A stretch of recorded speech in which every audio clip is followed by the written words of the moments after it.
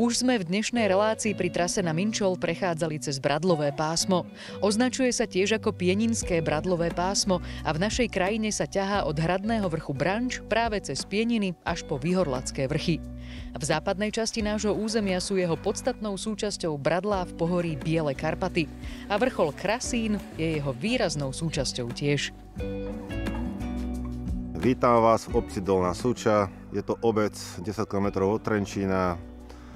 Je to veľmi krásna obec, zasadená do krásnych hôr. Máme tu krásne skalné bralo Krasín. Sú odtiaľto úžasné vyhliadky od Povazského Inovca až po Martinské hole. Chceme vás previesť naučným chodníkom Jana Miklasa, ktorý tu máme. Vedie na vrch Krasín. Okolitá príroda, všetko okolo, na čo sa tu pozriete, má svoje čaro. Sme na to veľmi hrdí, pretože je to náš rodný kraj, sme Dolnosúčania. A každý, kto sem príde, si to určite zamiluje. A nie na jedenkrát, ale určite na viackrát.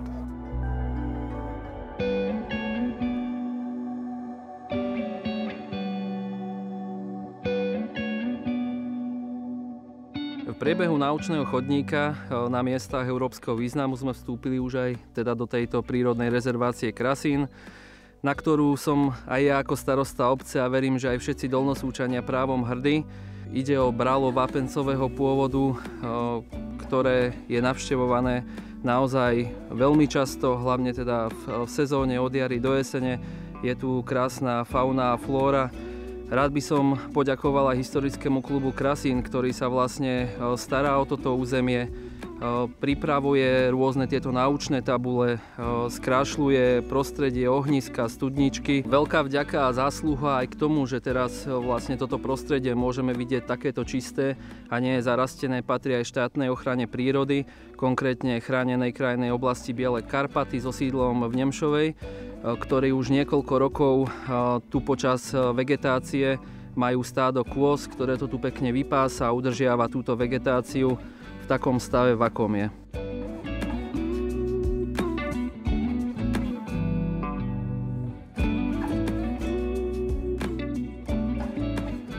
V rámci naučného chodníka sa nachádzame na hradnom nádvorí, kde kedysi stal hrad Súča. Bohužiaľ, tento hrad bol v 16. storočí zbúraný. Teraz sa nachádzame na hradnom nádvorí, kde bola remeselná časť. Za nami na kopci bola hlavná časť hradu, kde bola vojenská posádka.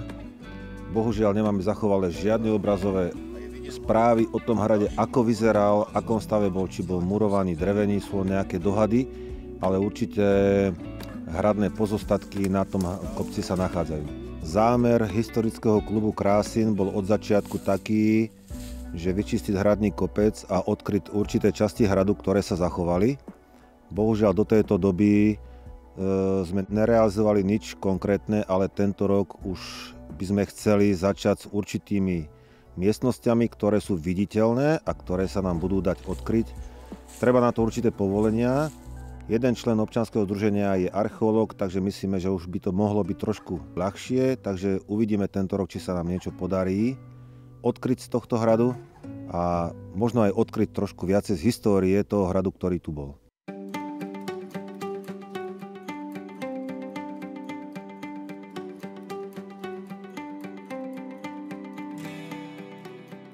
Vystúpili sme na najvyšší bod na našom naučnom chodníku do výšky 516,2 metra.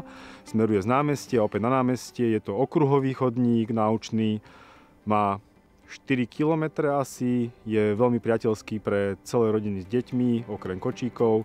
Na naučnom chodníku sa dá opekať, spoznávať prírodu, oddychnúť si. Snažíme sa obnovať teda už 10 rokov, natierať tabule, obnovovať ohniska, čistiť studničky. Z tohto najvyššieho bodu je krásny výhľad na Inovec, Ostrý vrch a celé Strážovské vrchy, kde je Vápeč, Strážov a v pozadí za mnou už budú aj Martinské hole, momentálne ešte zasnežené. Po pravej strane už je hranica a za hranicou Morava. Krásny výhľad odtiaľto na Trenčín a Trenčiansky hrad, čiže určite odtiaľto boli nejaké signalizačné ohne počas tej doby na Trenčín. Keďže sme na tom najvyššom bode, tak pre nás všetkých Súčanov je to Krásín a nie Krasín, pretože je krásny.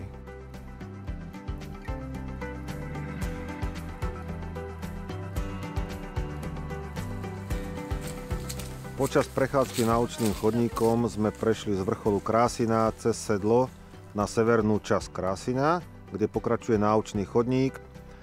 Boli sme pri pramení, ktorý má pitnú vodu. Je to jediný prameň na naučnom chodníku, kde sa môžete občerstviť. Je tam ohnisko, kde si môžete opiec. Pokračovali sme ďalej po naučnom chodníku, prišli sme do kameňolomu. Je to vlastne predná časť Krásina, ktorá je vlastne akoby taká škvrná na celom tomto brale, pretože v 80. rokoch tu bola ťažba. Ostalo to v takom stave, akom to je. Zarastá nám to vlastne vegetáciou. Máme tu výraz skalného, to znamená, že sa nám obnovuje život v danom priestore a naučný chodník odtiaľ to pokračuje smerom do obce Dolná Súča na východiskový bod, ako sme vlastne na naučný chodník prichádzali. Nemusíme chodiť ďaleko na Slovensku, aby sme videli tie krásy, ktoré máme vo svojom rodnom kraji. Budeme radi, keď prídete pozrieť naše krásy a uvidíte, aká Dolná Súča je krásna a celé naše okolie.